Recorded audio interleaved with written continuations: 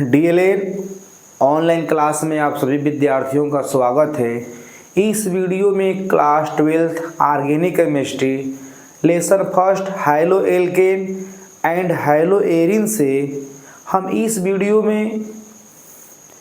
इस वीडियो में हम लोग एरोमेटिक 1 डिग्री एमीन के द्वारा हाइलो एरिन या एरिल हैलाइड का निर्माण करेंगे, जिसे हम सैंड मायर अभिक्रिया के नाम से भी जानते हैं, जो एग्ज़ाम के लिए वेरी इंपॉर्टेंट है। इसलिए हमको इस क्वेश्चन को रेडी रखना है, क्योंकि यह हाइलो एरिन बनाने की दूसरा अभिक्रिया है। 2 ही रूल पढ़ना है हम लोग को एनसीईआरटी बुक में, जिसमें से पहला में हम लोग पढ़ना है एरोमेटिक बेंजीन या टॉलुइन के द्वारा हम लोग बनाए थे हाइलो एरिन। लेकिन यहाँ पर जो है हम लोग 1 डिग्री एरोमेटिक एमीन के द्वारा हम लोग हाइलो एरिन का निर्माण करेंगे, जिसे हम बोलते हैं सैंड मायर अभिक्रिया द्वारा। तो ध्यान देना, यहाँ पर अभिक्रिया एग्जाम के लिए वेरी मोस्ट है। कैसे बनाएंगे ध्यान देना है। किसी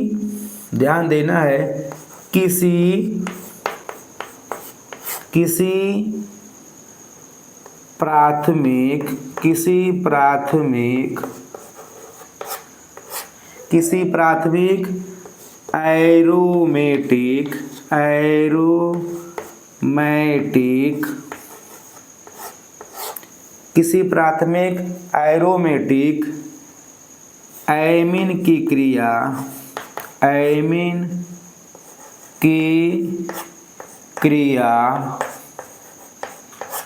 क्रिया sodium nitrite NaNO2 sodium nitrite तथा ठंडे जलीय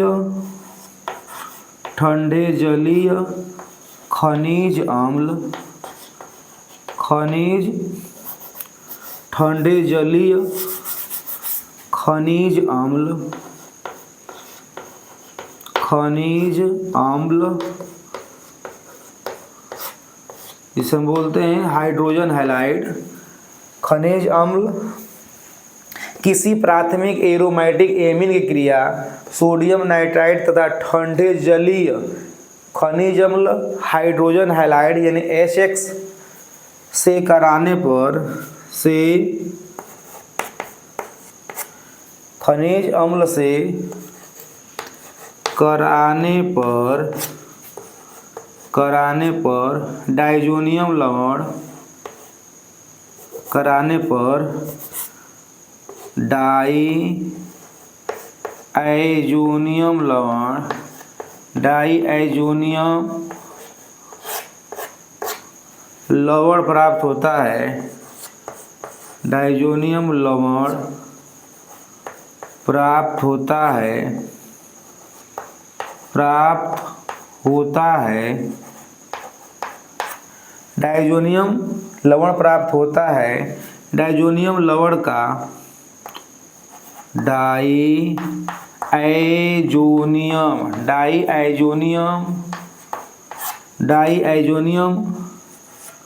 लवण का cuprous chloride CuCl2 cuprous chloride, ध्यान देना है, क्यूप्रस क्लोराइड किसी प्राथमिक एरोमेटिक एमीन की क्रिया सोडियम नाइट्राइट तथा ठंडे जलीय खनिज अम्ल HX से कराने पर डाइजोनियम लवण प्राप्त होता है। डाइजोनियम लवण का क्यूप्रस क्लोराइड या क्यूप्रस यहाँ बोले सकते हैं हैलाइड, क्यूप्रस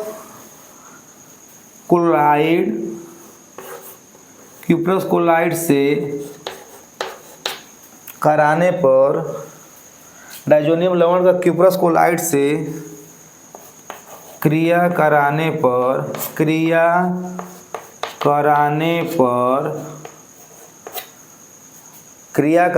पर डाइजोनियम समूह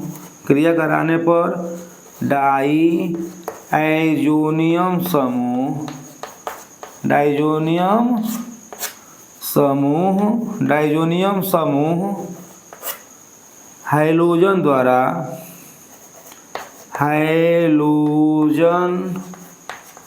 हैलोजन द्वारा विस्थापित हो जाता है, विस्थापित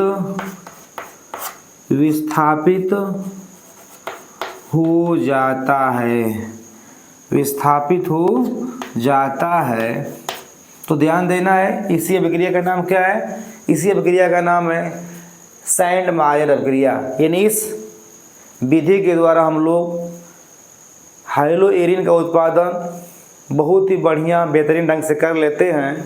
तो यहाँ पर थ्योरी है, किसी प्राथमिक एरोमेटिक एमीन की क्रिया सोडियम नाइट्राइड तथा ठंडे जलीय खनिज अम्ल HX से कराने पर डायजोनियम लवण प्राप्त होता है। डायजोनियम लवण का क्यूप्रस क्लोराइड से क्रिया कराने पर डायजोनियम समूह हाइलोजन द्वारा विस्थापित हो जाता है और इस प्रकार से हाइलो एरिन का निर्माण हो जाता है। तो यहाँ पर ध्यान देना है, हमको क्लोरोबेंजीन या ब्रोमोबेंजीन भी बनाना है और आयोडोबेंजीन भी बनाना है, क्योंकि हाइलो एरिन के रूप में यहाँ पर क्लोरोबेंजीन, ब्रोमोबेंजीन और आयोडोबेंजीन तीनों उत्पादों का हम निर्माण करते हैं हाइलो एरिन के रूप में। अब यहाँ पर हम लोग पहले पढ़ेंगे, ध्यान देना है, नंबर 1 में हम लोग पढ़ेंगे हाइलोजनीकरण तथा ब्रोमीनीकरण, हाइलोजनीकरण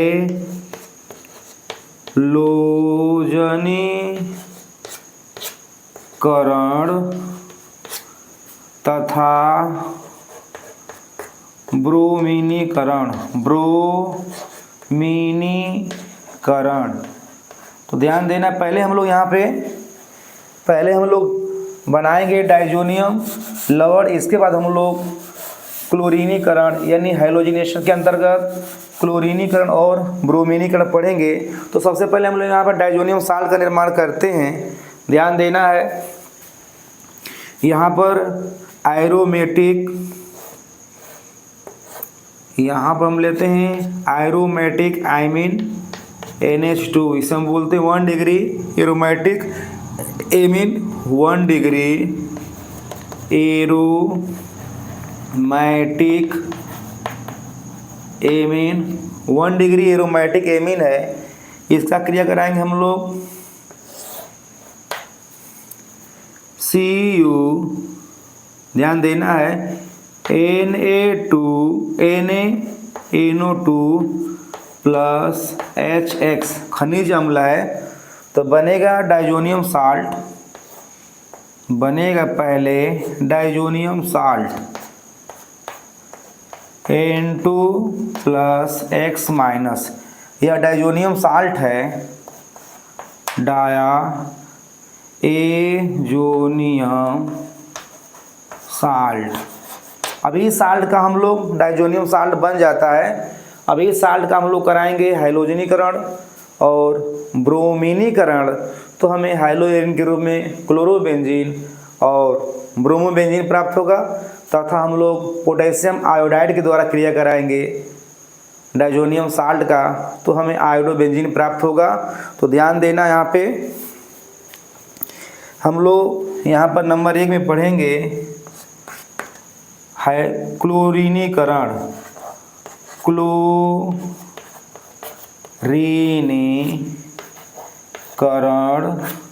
तथा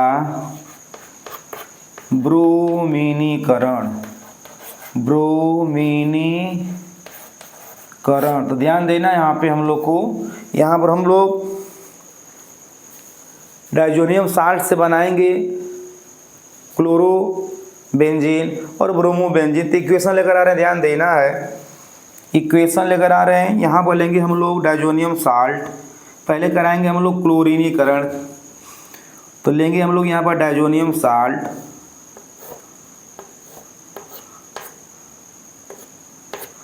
डायजोनियम साल्ट लेंगे हम लोग N2 प्लस X माइनस, ये डायजोनियम साल्ट है, इसका हम लोग कराएंगे हाइलोजनीकरण कराएंगे। ध्यान देना है, डायजोनियम साल्ट में हम लोग यहाँ पर लेंगे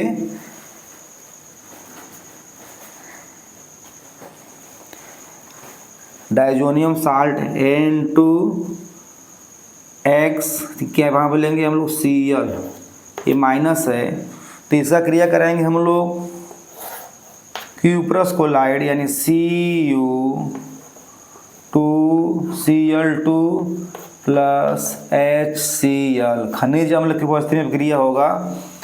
तो ध्यान देना है, यहाँ पर तापमान लेना है 273 से 278 केल्विन। तो ध्यान देना है, यहाँ पर बनेगा उत्पाद के रूप में बनेगा क्लोरोबेंजीन Cl। ये है 1 डिग्री एरोमेटिक एमीन से बना हमारा डाइजोनियम साल्ट। डाइजोनियम साल्ट का हम लोग पुनः क्यूप्रस कोलाइड की उपस्थिति में, क्यूप्रस कोलाइड और खनिज अम्ल की उपस्थिति में क्रिया कराएंगे, तो यहाँ पर डाइजोनियम ग्रुप जो होगा विस्थापित हो जाएगा और उसके जगह पर क्या आ जाएगा, हाइड्रोजन। तो ये हुआ क्लोरोबेंजीन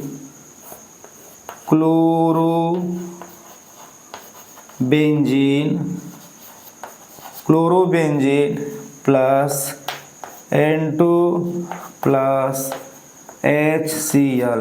तो यहाँ पर हम लोग बनाए डाइजोनियम साल्ट का क्यूप्रस कोलाइड और खनिज अम्ल के रूप में लिए हाइड्रोक्लोरिक अम्ल, तो बना यहाँ पर क्लोरोबेंजीन। अब हम लोग डाइजोनियम साल्ट से ही बनाएंगे ब्रोमोबेंजीन। तो ध्यान देना है, बिल्कुल इसका स्क्रीनशॉट ले सकते हैं, एग्जाम के लिए वेरी वेरी इंपॉर्टेंट है। तो हम लोग अब बनाएंगे, हम लोग ब्रोमीनीकरण कराकर हम लोग बनाएंगे ब्रोमोबेंजीन। ब्रोमोबेंजीन भी एरोमेटिक हाइलोएरिन है, तो हम लोग यहाँ पे बनाएंगे ब्रोमीनीकरण के द्वारा ब्रोमोबेंजीन, जिसे हम बोलते हैं हैलोजनीकरण कराएंगे, क्योंकि यहाँ पर हैलोजन ग्रुप आकर जुड़ रहा है। ध्यान देना है, डाइजोनियम साल्ट डाइजोनियम ग्रुप को विस्थापित कर रहा है हैलोजन एटम। तो नंबर हम लोग यहाँ पर पहले में पढ़ रहे हैं, क्लोरीनीकरण हुआ था, हम लोग पढ़ेंगे ब्रोमीनीकरण। तो ध्यान देना है, यहाँ पे हम लोग लेंगे diazonium salt N2 plus Cl minus, इसका हम लोग क्रिया कराएंगे Br, ध्यान देना है Cu2 Br2 क्यूप्रस ब्रोमाइड, यहाँ पर लेंगे हम लोग खनिज अम्ल के रूप में HBr। तो यहाँ पर बनेगा उत्पाद के रूप में बनेगा bromobenzene plus N2 plus HCl। तो ये बना हमारा ब्रोमोबेंजीन।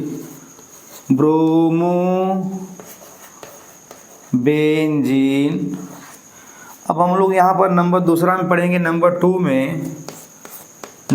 में आयोडीकरण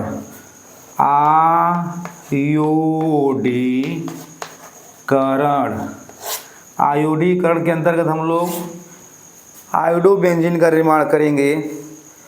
तो आयोडोबेंजीन बनाने के लिए हमको यहाँ पे डाइजोनियम साल्ट का पोटेशियम आयोडाइड से क्रिया कराएंगे। तो यहाँ पर बनेगा क्या, आयोडोबेंजीन। इक्वेशन लेकर आ रहे हैं, ध्यान देना है, ये डाइजोनियम साल्ट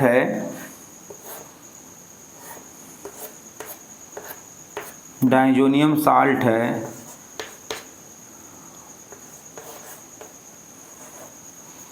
तो यहाँ पर हम लोग क्रिया करेंगे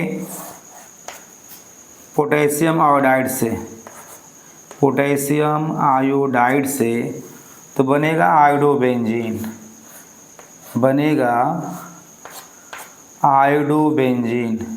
ये है आयोडोबेंजीन